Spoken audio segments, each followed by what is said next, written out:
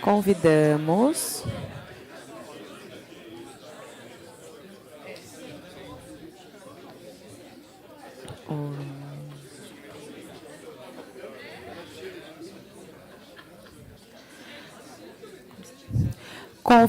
a todos a assistirem à conferência de abertura, bem como para acompanharem a sequência do nosso encontro amanhã, terça-feira, dia 4 de novembro, começando às 9 horas da manhã. We invite everyone to attend the opening conference, as well as to follow along with the participating in the continuation of your meeting tomorrow, Tuesday, November 4th, start at 9 a.m. Assim, convidamos para a mesa o professor Dr. Vinícius Romanini, da Escola de Comunicação e Artes da USP, para coordenar a conferência de abertura desse 24º Encontro Internacional sobre Pragmatismo, pelo professor Dr. Vincent Colapietro, seguido pelo comentário do professor Dr. Ivo Sadi-Ibre e questões da audiência. Muito obrigada.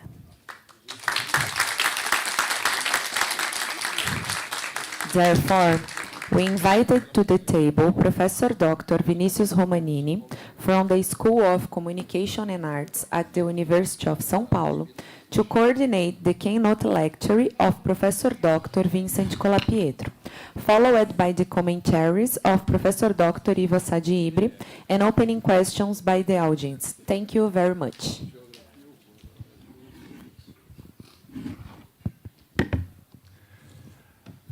Olá a todos, boa tarde, todas e todos. É com muita alegria que a gente dá início agora aos trabalhos. É para mim uma honra muito grande fazer a abertura desse evento. Muito poderia ser dito, que já foi, felizmente. Da minha parte, eu posso dizer que quando eu comecei a frequentar os encontros de pragmatismo, eu nem usava óculos, agora eu uso 2. Então, isso significa que o tempo passa e a gente vai ficando cada vez melhor, né? A minha tarefa aqui é singela, quase desnecessária, porque eu vou precisar apresentar os 2 colegas que são bastante sabidos e conhecidos, mas antes eu gostaria de refazer a homenagem à nossa querida professora Lúcia Santaella. A Lúcia esteve na minha banca de mestrado, de doutorado, de livre docência. Então, para mim, é uma imensa alegria estar hoje aqui, no dia que ela recebe essa homenagem mais que merecida. E eu estou muito feliz de poder contar com ela na audiência hoje, né? Então, eu vou fazer rapidamente uma apresentação dos 2 colegas que vão trabalhar aqui na mesa comigo. E vou passar a palavra imediatamente para o palestrante. É uma grande honra apresentar o professor Vincent Colapietro, uma das vozes mais relevantes do pragmatismo contemporâneo e um dos mais profundos intérpretes de Peirce. Professor emérito da Pennsylvania State University e Research Professor da University of Rhode Island, Colapietro tem contribuído de forma decisiva para o diálogo entre a semiótica peirciana, a ética da investigação e a dimensão estética do pensamento. Em seu paper de hoje, está aqui traduzido, que eu não fiz esse trabalho, mas está aqui para que a gente confira, ele nos propõe compreender a investigação como um processo aberto, criativo e autotransformativo, cujo objetivo não é encerrar o conhecimento, mas ampliar o próprio ato de inquirir. Colapietro sugere que a ciência, em Peirce, pode ser entendida como uma forma sublime de jogo, em que a razão se realiza como liberdade e imaginação, encarnando-se em signos e hábitos em permanente metamorfose. Encerrando, depois dessa breve a minha apresentação, é um prazer também anunciar o professor Ivo Ibre, chair desse Encontro Internacional sobre Pragmatismo e diretor do Centro de Estudos de Pragmatismo da PUC, que oferecerá seus comentários à conferência.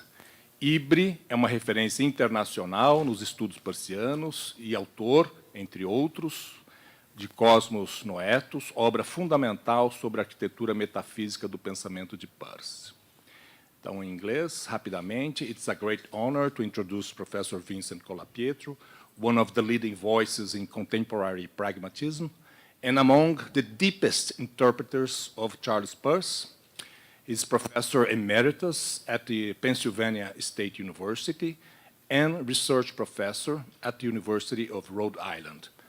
Colapietro has profoundly shaped the dialogue between Peirce and semiotics, the ethics of inquiry, and the aesthetic dimension of thought.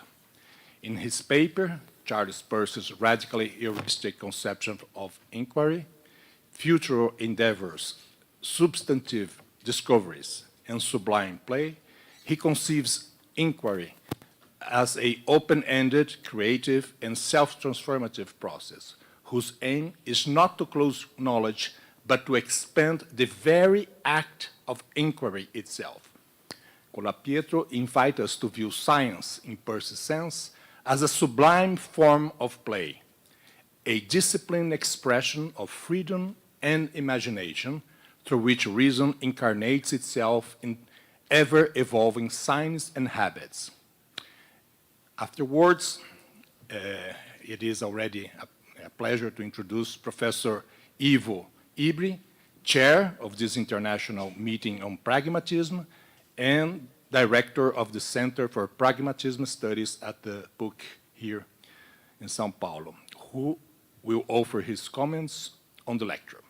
Professor Ibri is an internationally recognized Peirce scholar and author, among others, of Cosmos Noetus, a landmark work on the metaphysical architecture of Peirce's thought. So, my friends, let us receive Vincent Colapietro. Thank you, Vinicius. Tell me when it's 25 minutes, and then again when it's 30, okay? Thank you. Nothing could be more central to Peirce's architectonic project than his account of inquiry, the focal concern of his entire intellectual life. To be more precise, nothing could be more essential than Peirce's efforts to articulate and defend a normative account of objective inquiry, an account faithful to the entire history of experimental science. This history is, to a greater extent than is appreciated, the dynamical object of Peirce's sign theory. These claims make neither phenomenology nor his metaphysics marginal or secondary. They do, however, recast both his first philosophy, that would be phenomenology, and the substantive elaboration of his ontology, cosmology, and theology. In brief, both his phenomenology and metaphysics are pressed into the service of inquiry, their ultimate value being the aid they offer to future investigations. It's about futural endeavors. Accordingly, this does make his categorical framework principally a heuristic tool designed to guide and goad inquiry. Moreover, it does make his substantive metaphysical claims themselves instruments for ongoing inquiry, not an edifice, not an edifice. That metaphor has to be eradicated.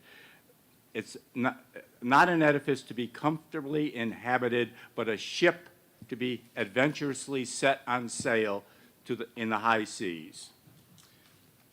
Though not in his mature lexicon, the word inquiry might be undertaken for a variety of purposes. In his mature lexicon, not. In that lexicon, inquiry properly understood is devoted to the growth of inquiry, entailing the growth of understanding. When he translated the word episteme, he translated it not as knowledge. He insisted the better translation was understanding. His project was essentially to facilitate the growth of understanding, not to prove the possibility of knowledge. What I mean by a radically heuristic account of inquiry is one in which inquiry is undertaken for the sake of inquiry. And this implies for the sake of the growth of inquiry, and by implication of understanding. Against, and two implicit, at least implicit foils here is the ideal of contemplative knowledge and even the ideal of theoretical knowledge. And I'm saying his view is radically heuristic. It's inquiry for the sake of inquiry. There is a dramatic shift from systematicity to fecundity, from ideals of closure, completeness, and finality to openness, incompleteness, and tentativeness. Consequently, a theoretical account of inquiry is different from a heuristic account. The former is an undertaking for the sake of acquiring theoretical knowledge, whereas the latter is for the sake of advancing our heuristic practices in all of their on-the-ground detail. Substantively, considerable overlap is inescapable. But for any advocate of a radically heuristic approach, the accent falls on process, and indeed on an essentially open-ended process, while for the advocate of a theoretical approach, it falls on result or product. So too are many of Peirce's other characterizations, as I mentioned, the contemplation or catching a glimpse of God's thoughts. We are not mistaken in trying to discover linkages here, but we would be mistaken if we took these diverse expressions to designate an identical enterprise. There are subtle distinctions to be drawn. Science is not the whole of life, at least Peirce said this often enough.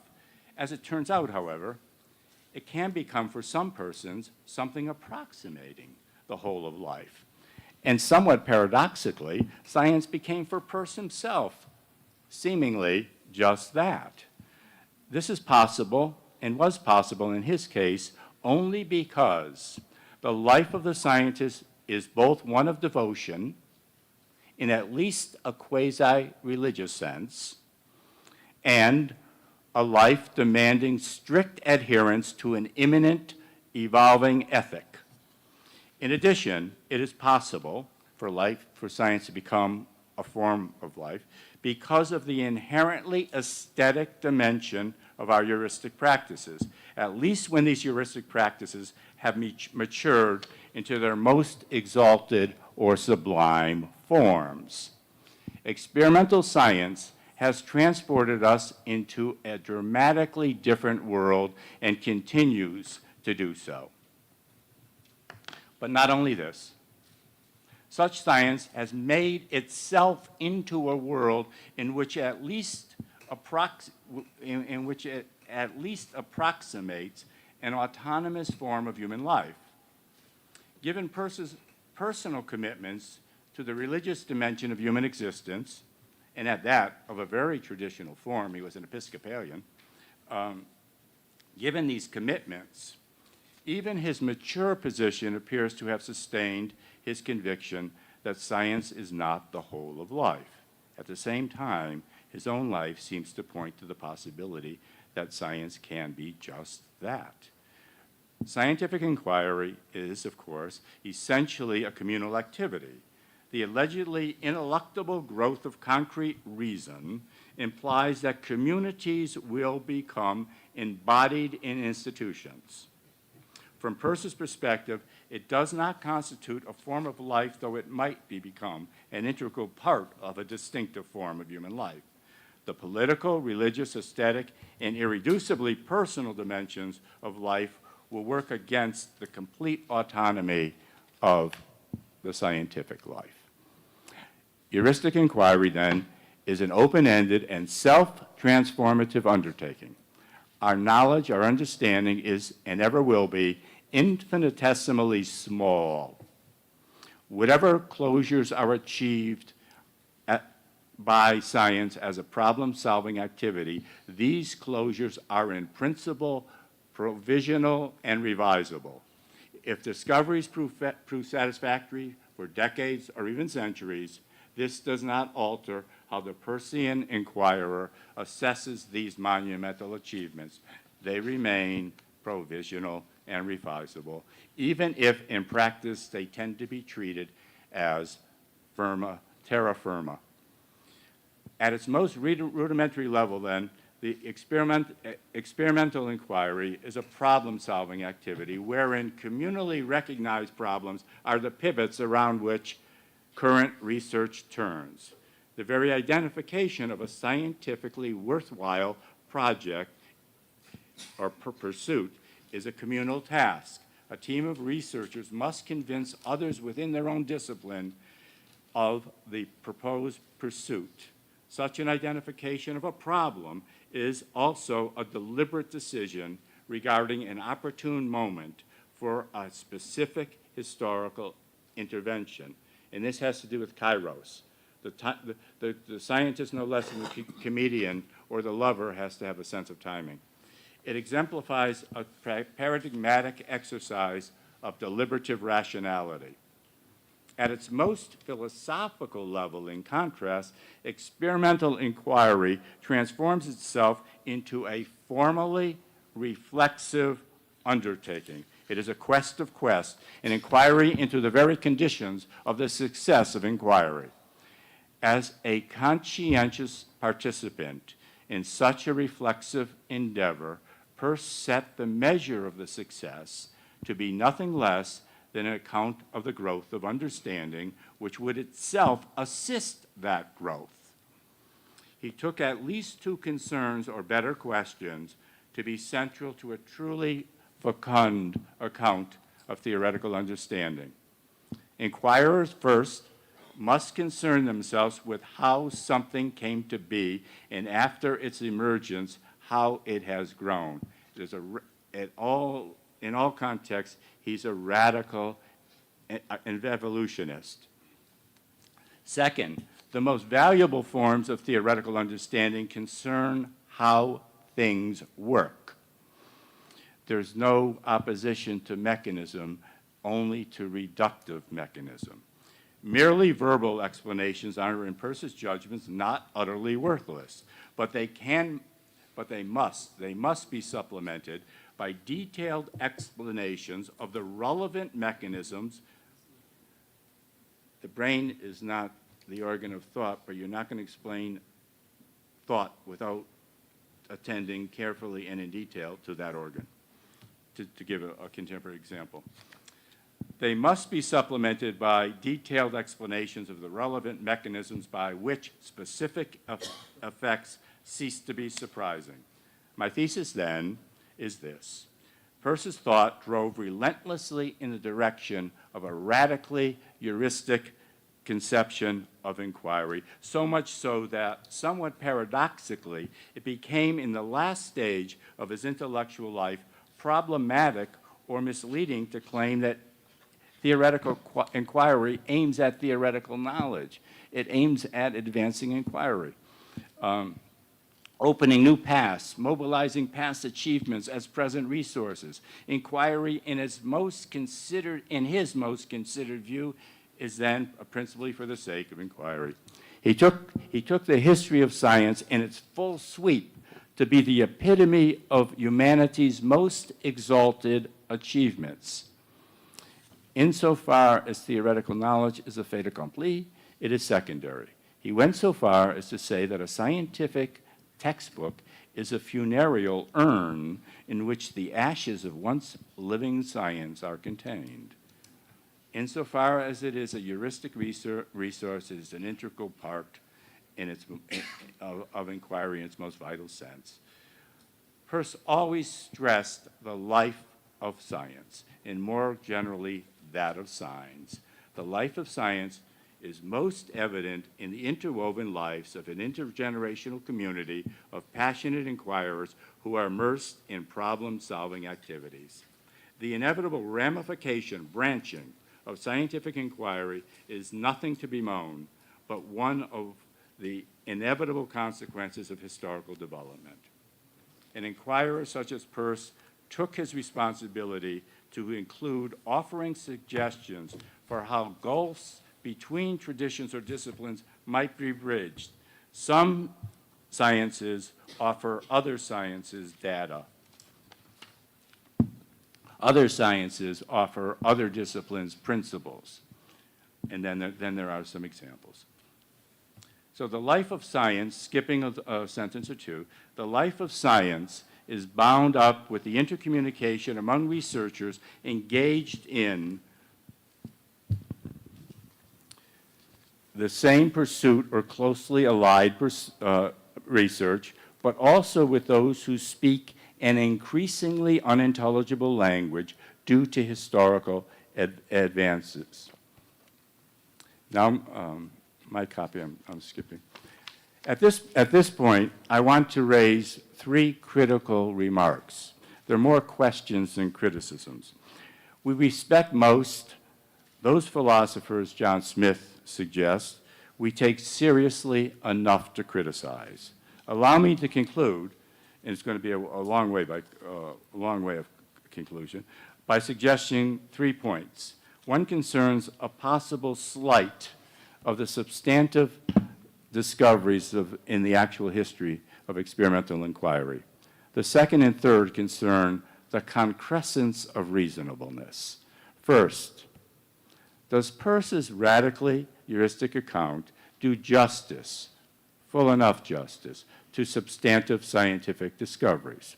Second, does he ironically reverse himself by stressing habit over process, by stressing the concrete, consolidated embodiment of reasonableness over the dramatic, improvisational life of incarnate reasonableness?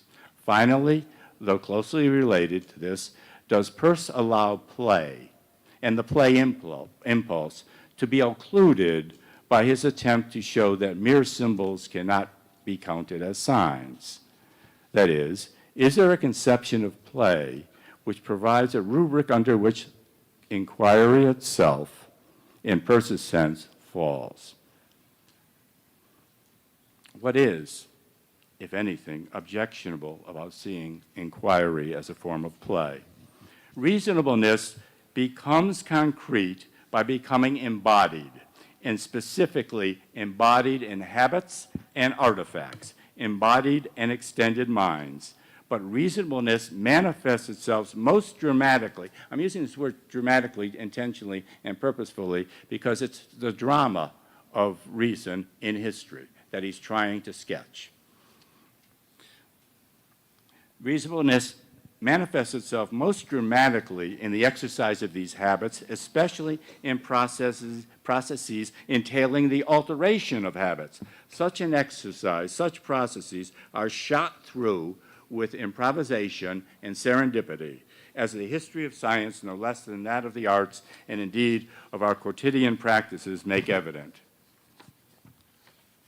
While a consideration of habits in their firstness directs us to enduring and stabilizing factors, habits in their secondness and thirdness point us to the processual and dramatic, most revealingly to those critical moments when our habits fail us.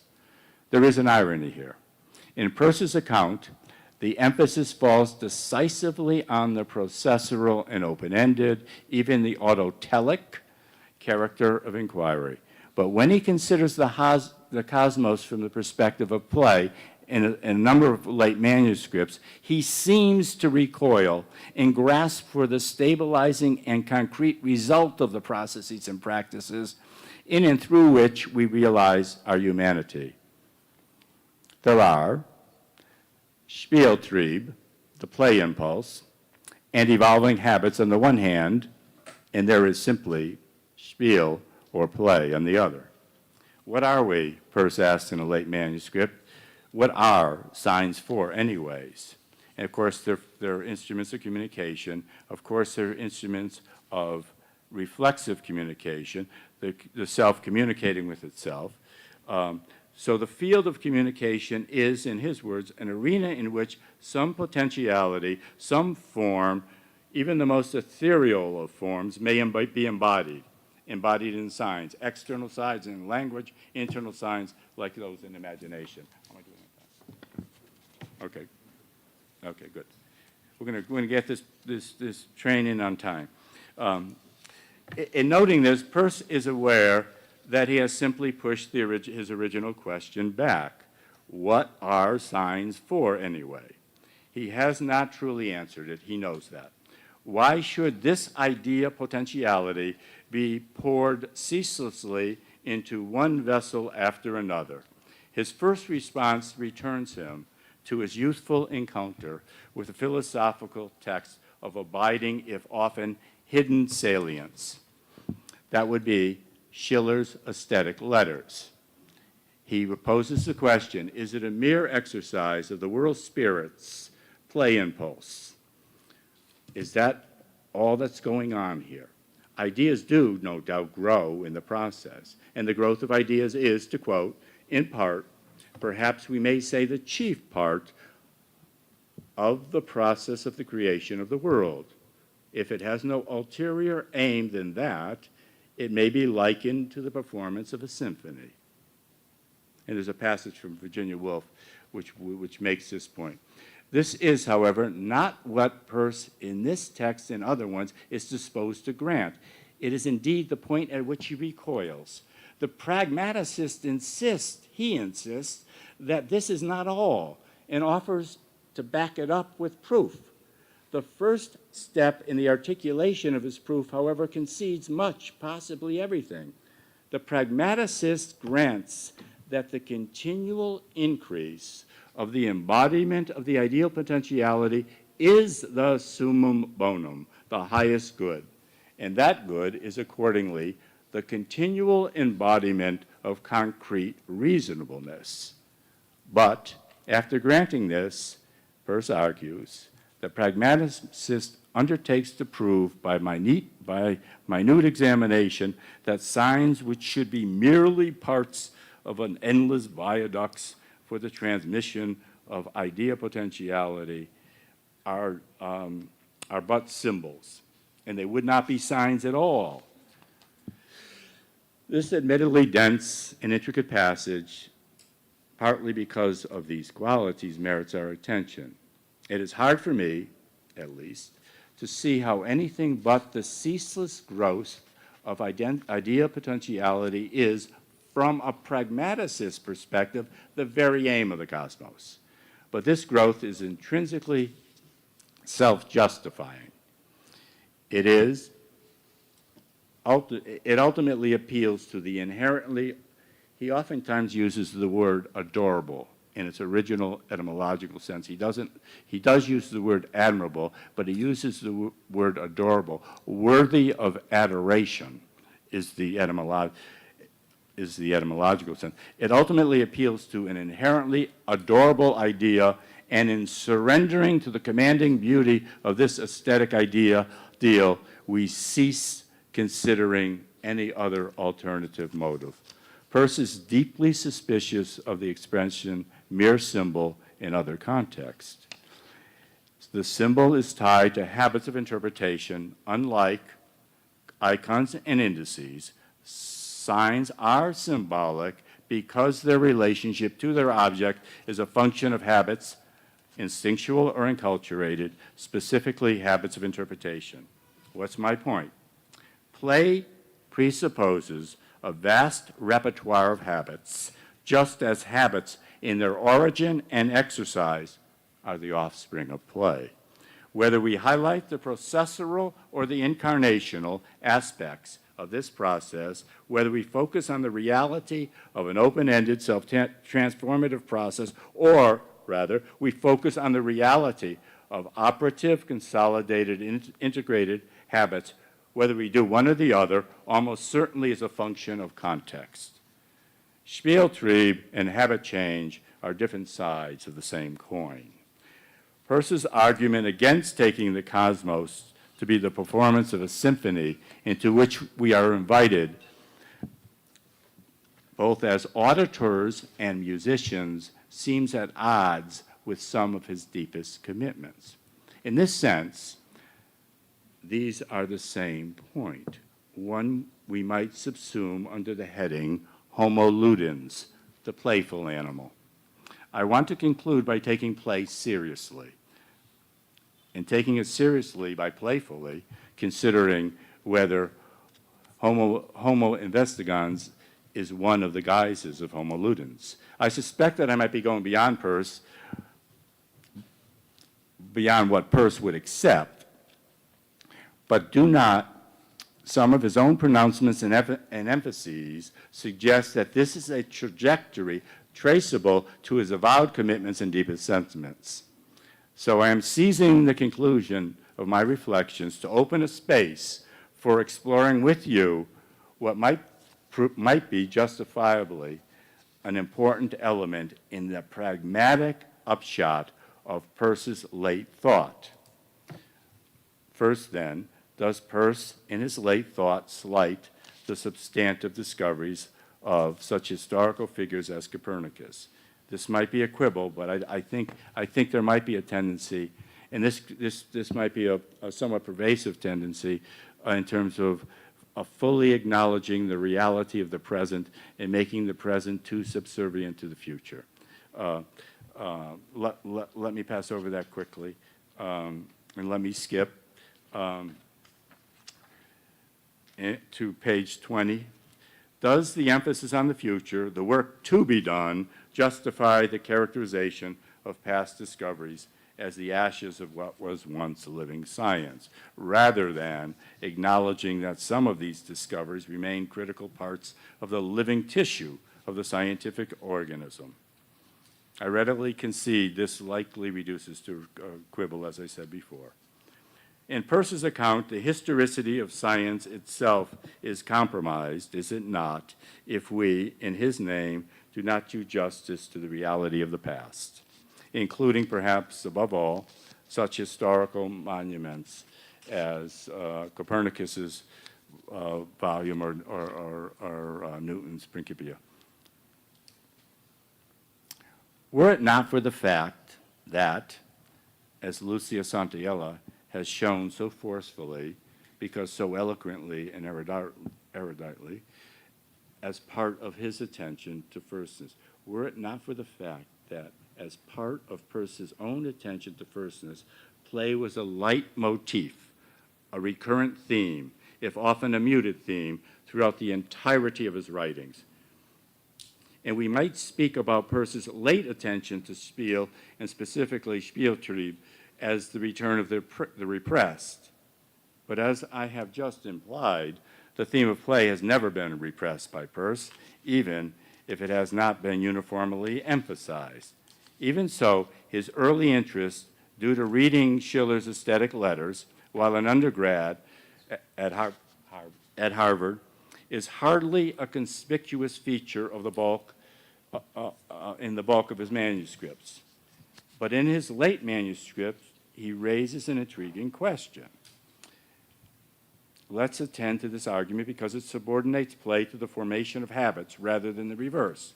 Moreover, the formation of habits is not merely an alteration, but at least implicitly a finer and fuller attunement to a complex and changing ambiance. Will we not be equally justified in drawing the opposite inference of Peirce himself, subordinating the formation and consolidation of habits to the disruptive and transfigurative power of their playful exercise? The play impulse is indispensable in facilitating the growth of habits, but not just any habits, specifically habits allowing us to go on in new and innovative ways. The generation of such habits allows for the very growth of playfulness. This growth serves habituation of an especially welcome character.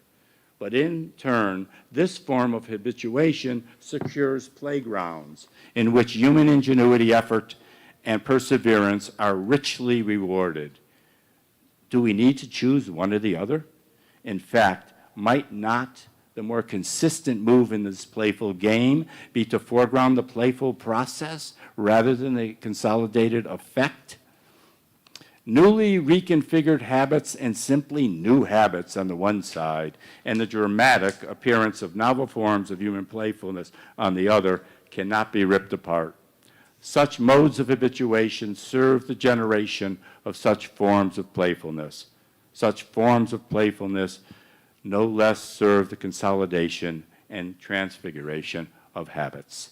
Whether the emphasis should fall on incarnation, embodiment, or spirit, play, the concrete forms of embodiment without which spirit would wither and die, or the disruptive force of Geist, without which even the most enduring forms of historical consciousness would become stifling and suffocating, depends upon the historical situation. Peirce, in a fascinating manuscript on the classification of instincts, at one point plays with the idea that the Gnostic, the desire to know is ultimately rooted in the desire to play. He backs off that. He recoils from it. As best I can tell, his consolidated view was that the Gnostic knowing, noetic impulse was primary, not derivative. But he seems to have wavered. He appears to have considered the possibility that our investigative, inquisitive impulses are at bottom rooted in our play impulse. To follow out this line of thought, that would make inquiry itself a species of play. For many theorists, most perhaps, this would entail a trivialization of science or thought. In my judgment, this does not follow. The presupposition, thank you, of such an inference is that play is always inherently trivial. This is hardly obvious to me. Interrupt a child at play and you see how serious play is. At any rate, I want to conclude by making a case for what I am disposed to identify as a sublime and beautiful form of play, discernible in the full spectrum of human endeavor, from athletic competition to love-making, from artistic performance and production to scientific imagining and investigation, on and on and on. Zora Neale Hurston confessed she loved herself most of all when she was laughing. I suspect this is also true of each of one of us, but possibly inseparably from this, we love ourselves most when we are playing, at least when we are engaging in what we would identify for ourselves as sublime and beautiful forms of elevating and transformative forms of activity. Might it not be ultimately a passionate participation in the beautiful game as we identify this for ourselves? Might not the referent of this expression turn out to encompass everything humanly significant? We might evolve. Let me not skip this. Any intrinsically admirable culture is one in which our playful impulses, insofar as they are not destructive of their sustaining and facilitating ambiance, any such intrinsically admirable culture is one in which other playful activities are given maximal freedom. We might evolve to the point where such playful impulses do not have to justify themselves to the cultural authorities, but any culture must come before the bar of judges who are committed not to the letter of any arbitrary law, but to the spirit of law-giving and the transgression of law. Anyone who lays down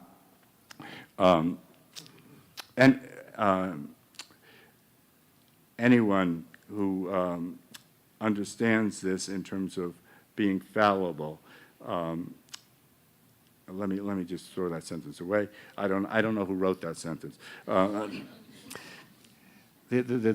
moral of the tale is we have to become children again, and we have to delight in the present activity for the present activity's sake, and for the sake of the future playgrounds that activity opens for us. Thank you.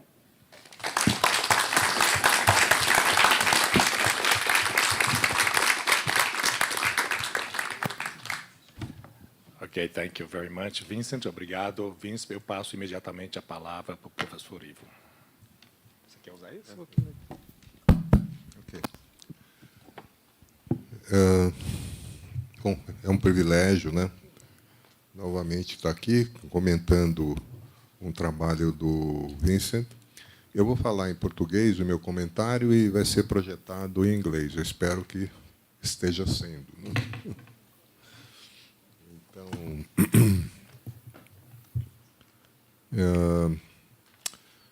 Bom, eu começo diretamente já. Né? Foi um prazer ler esse texto, foi um texto belíssimo do Vincent.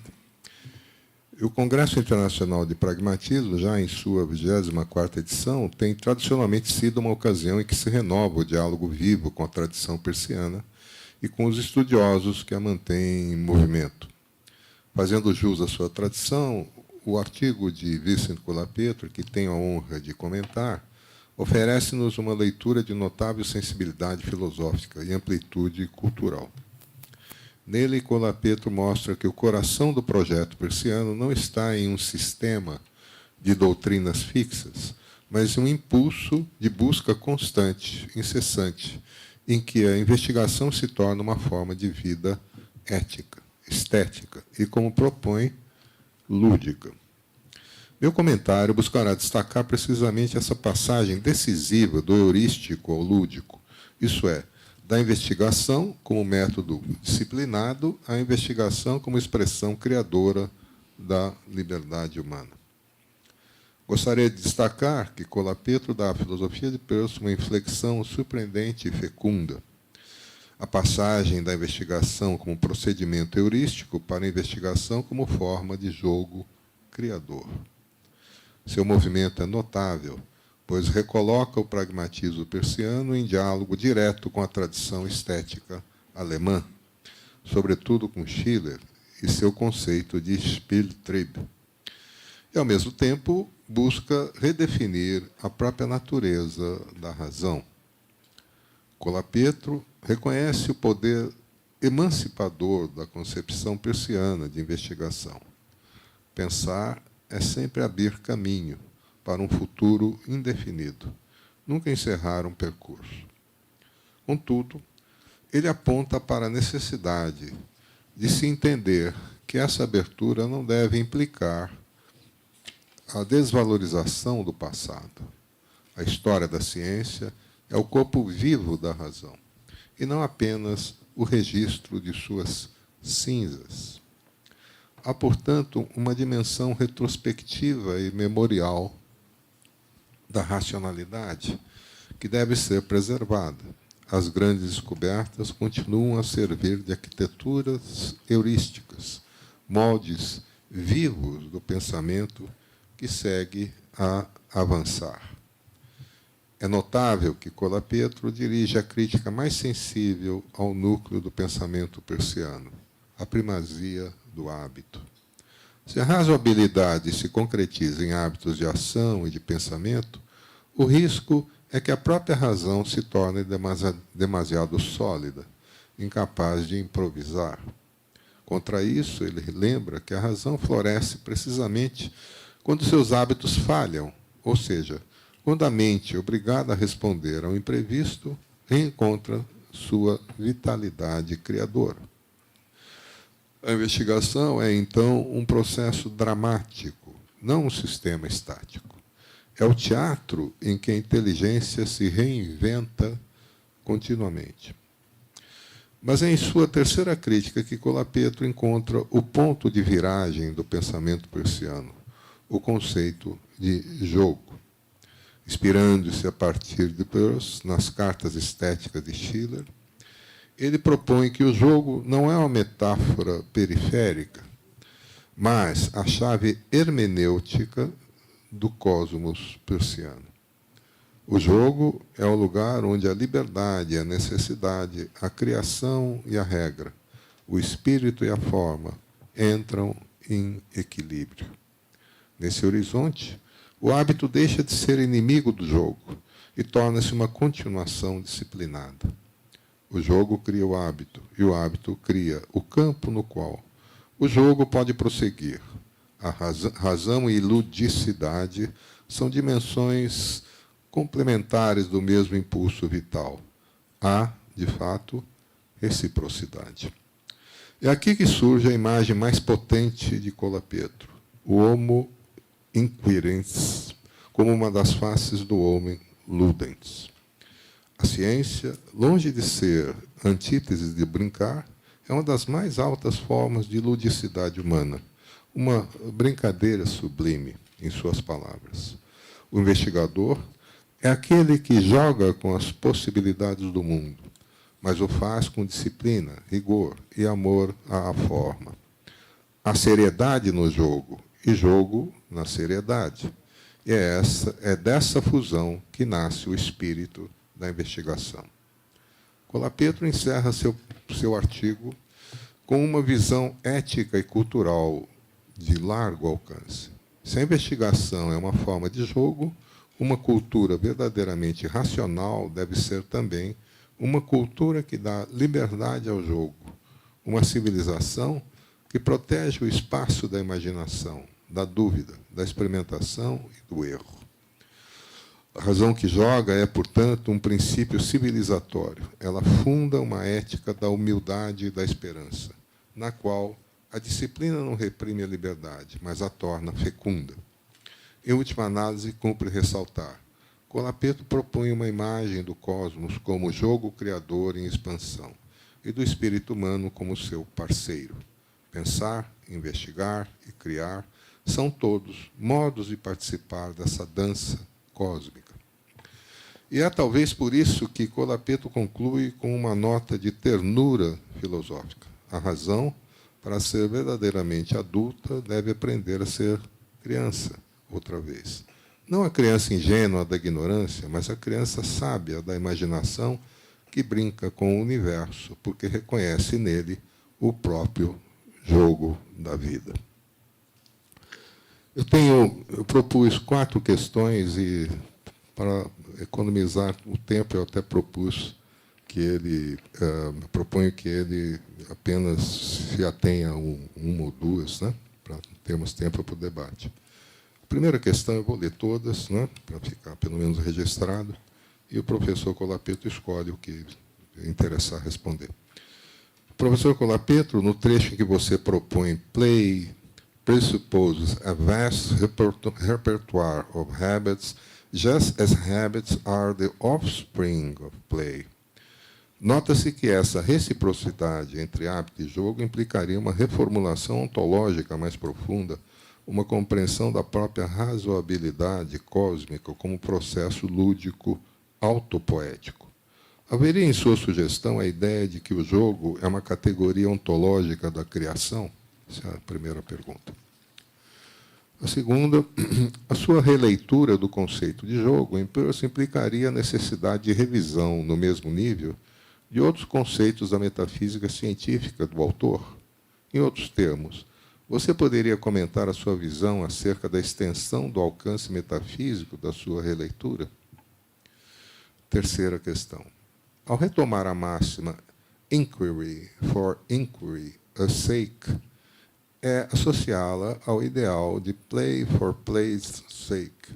Você parece sugerir que o valor da investigação é intrínseco, sendo esse um dos pontos notáveis de sua proposta interpretativa, como regulador último da experiência racional.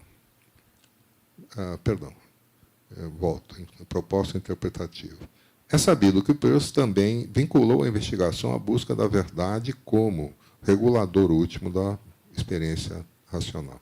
Nesse sentido, como compatibilizar o caráter lúdico e autossuficiente da investigação com a teleologia realista da filosofia peirciana? O jogo aqui é caminho para a verdade, ou seria, em certo sentido, a própria verdade em ato? A quarta questão e última, você conclui seu paper, seu artigo, propondo que o homo inquiris é uma das manifestações do homo ludens, e que toda cultura admirável concede liberdade aos impulsos lúdicos, sem comprometer a ordem que os sustenta. Como você vê essa imagem do investigador-jogador no contexto das atuais instituições científicas e universitárias, muitas vezes marcadas por burocracia e performatividade? Que condições culturais e éticas seriam necessárias para garantir o espírito lúdico da investigação em termos pragmatistas? Muito obrigado.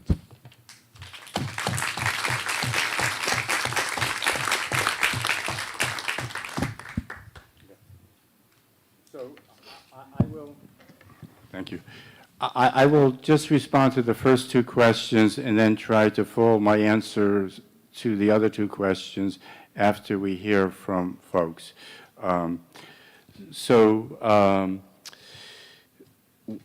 Does my interpretation imply a deeper ontological reformulation of cosmic reasonableness?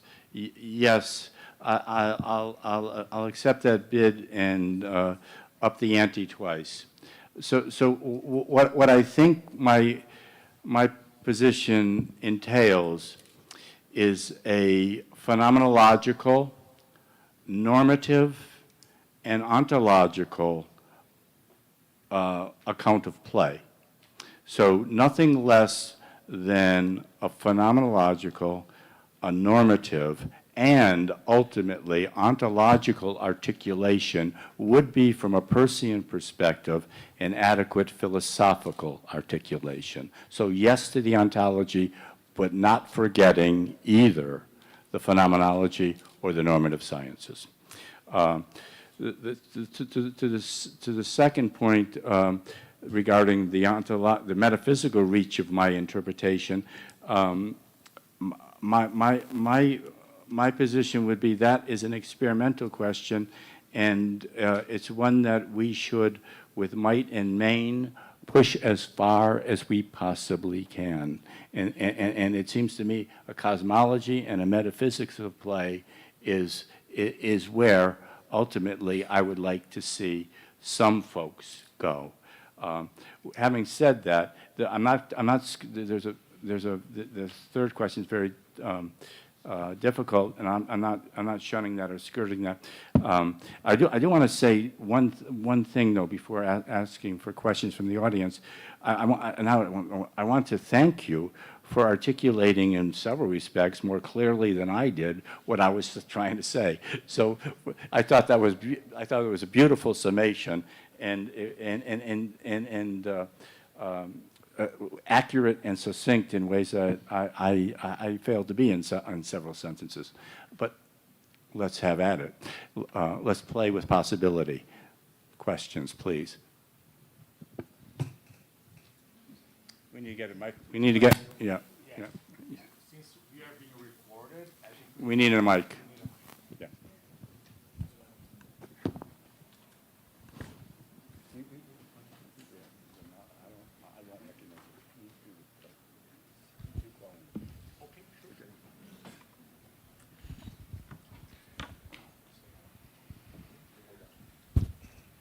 Thank you, Professor, for this wonderful presentation.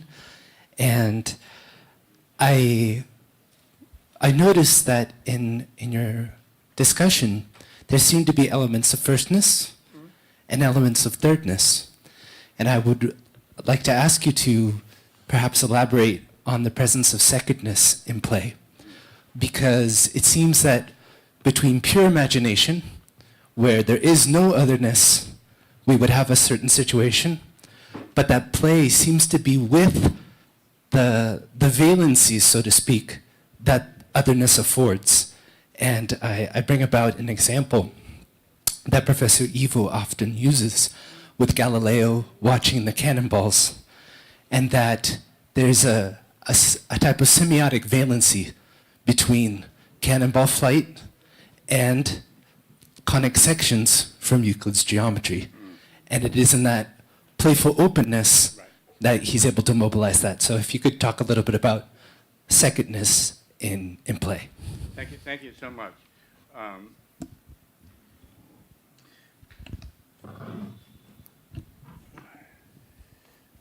So I think, I'm sorry.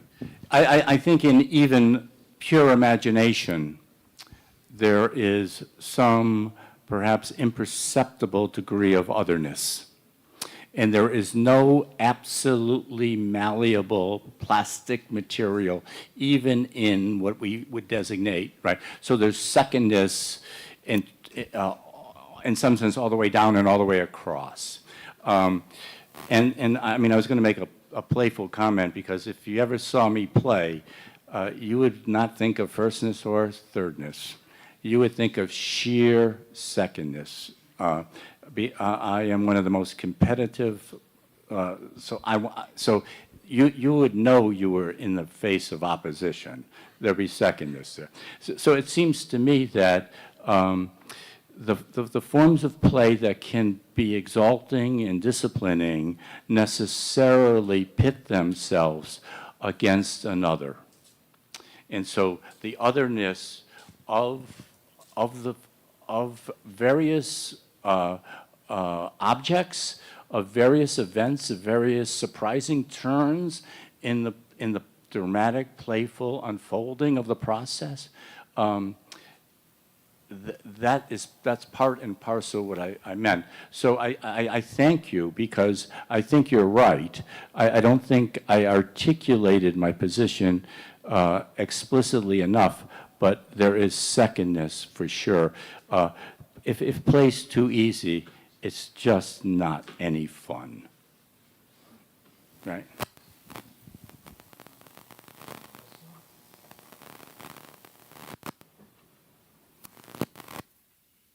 Anyone?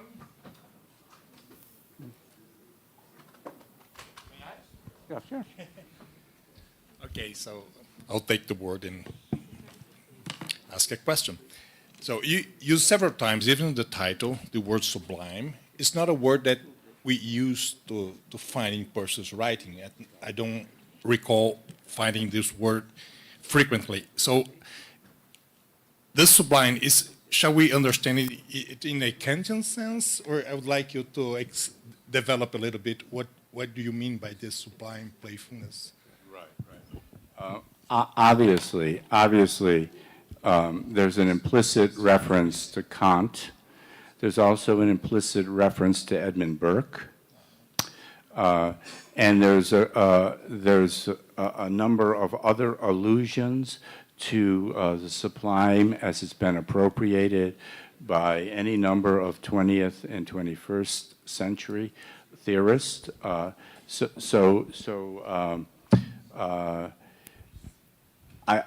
think that we tend to focus upon the beautiful because Peirce himself tended to thematize and foreground the beautiful.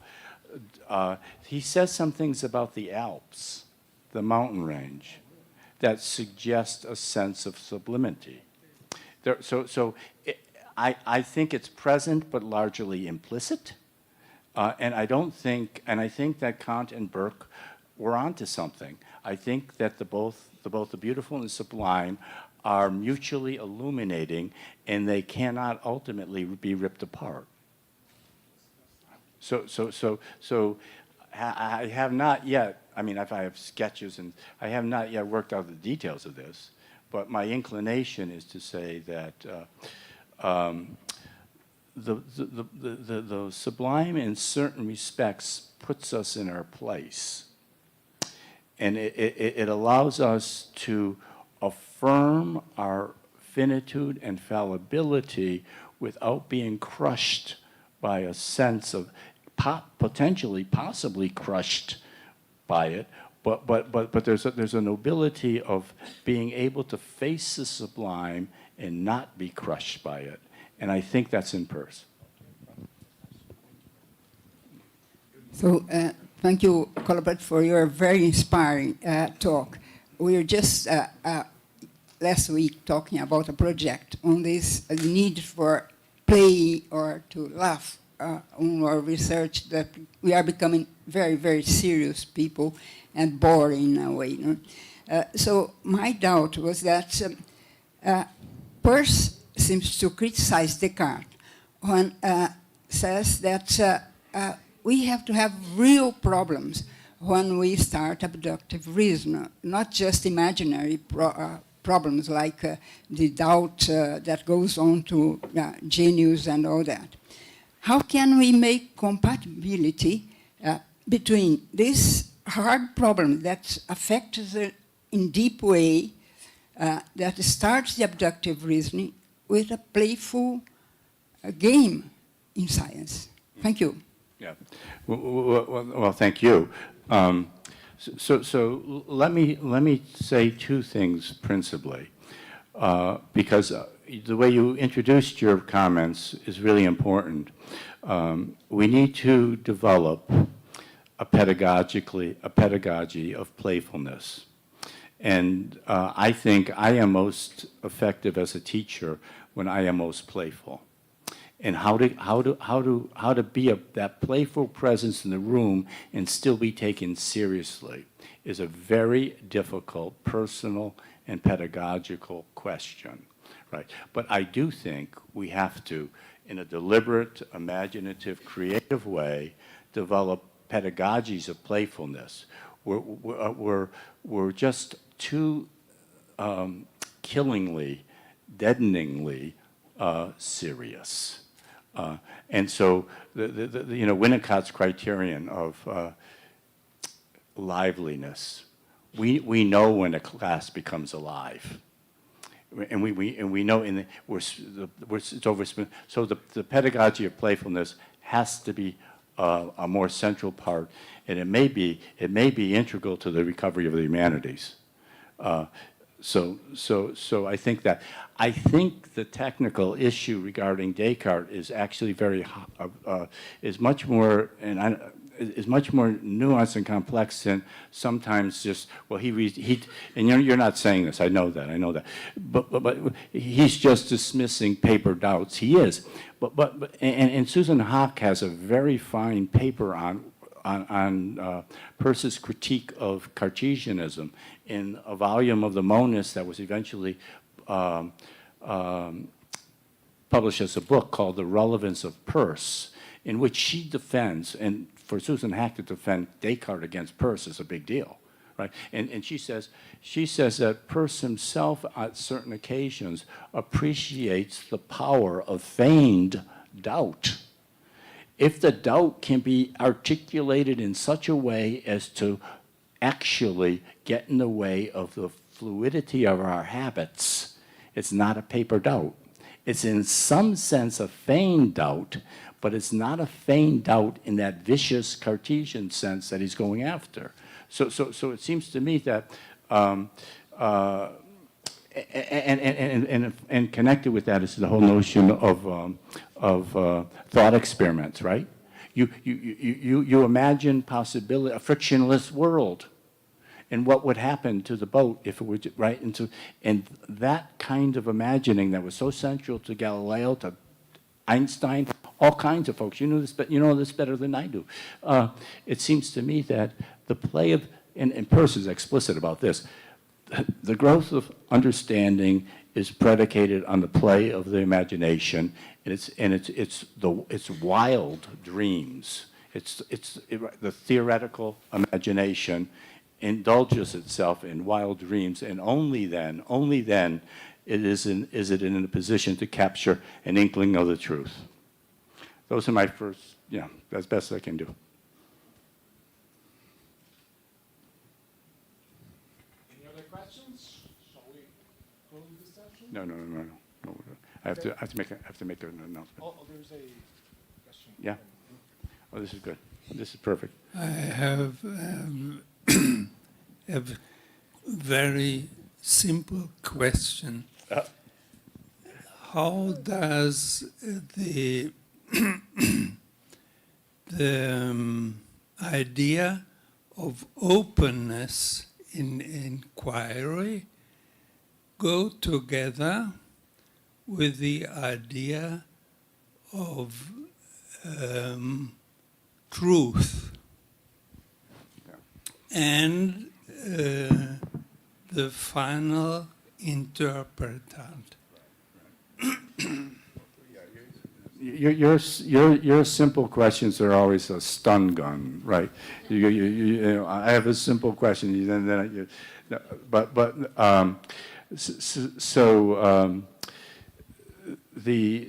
as you know better than I do, the issue of truth is something that's defined in terms of the very process of inquiry for a person. It cannot be defined except in reference to the open-ended process.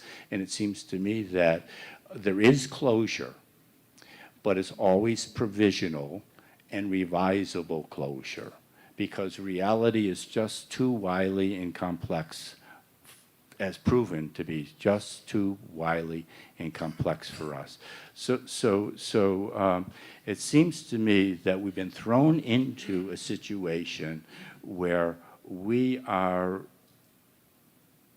it's a deadly serious game in some respects, but it's an inherently playful affair in other respects. And so the truth is only got at in terms of this radically open-ended transfigurative process where we do not know at any point we do not know fully what the rules are. We're in some sense revising the very rules of inquiry at a level of specificity as we go along. What constitutes music in terms of the musicking of jazz or classical? That's a historical question, and it's being revised.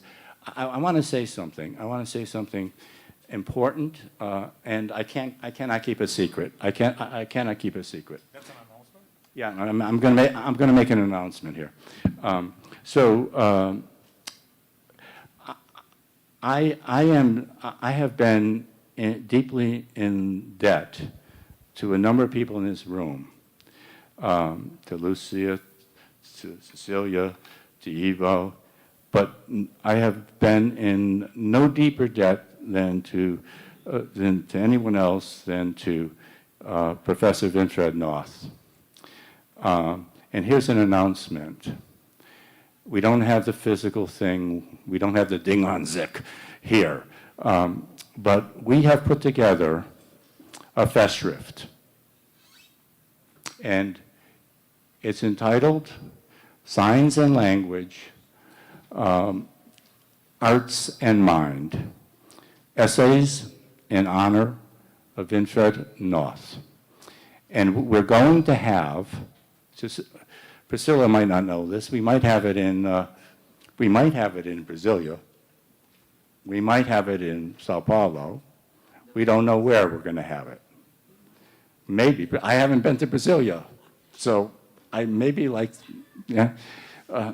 So I want to express publicly my deep indebtedness to an individual whom I think exemplifies the ideal of scholarship better than anybody in my personal experience, who not merely exemplifies the ideal of a scholar, but is, in Peirce's sense, an exemplary inquirer who's always trying to figure out what the question is in its best formulation, and then addressing that question on the basis of the relevant, widely considered empirical evidence.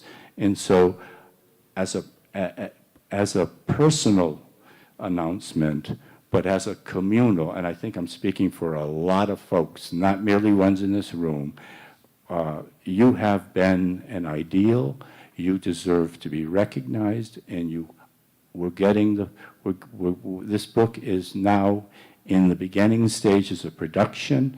It will be handed to you in a formal ceremony in Brasilia, Sao Paulo, or someplace else. So quite thank you for all you've done to help me understand Peirce. I'm very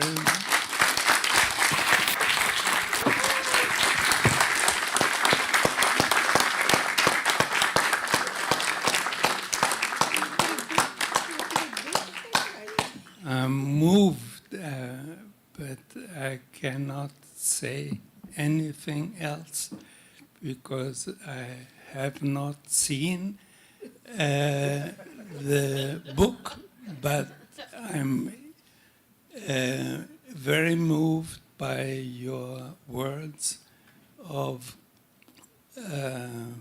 announcement of a very important book, since you have a hand in it. And Christina too, Yes. and Guilherme are the editors, Mm. the three of us. And I try to be modest, but I fail often enough. And the essay that I contributed to that volume, I'm not sure this says very much, is I think it's probably the best essay I've ever written. I mean that. But I'm not known for my modesty. I'm more than curious. There's no better way to end the session with this final words. Thank you very much, Winfried. Thank you, Vincent. Thank you, Ivo. It was delightful. Thank you very much. That's nice.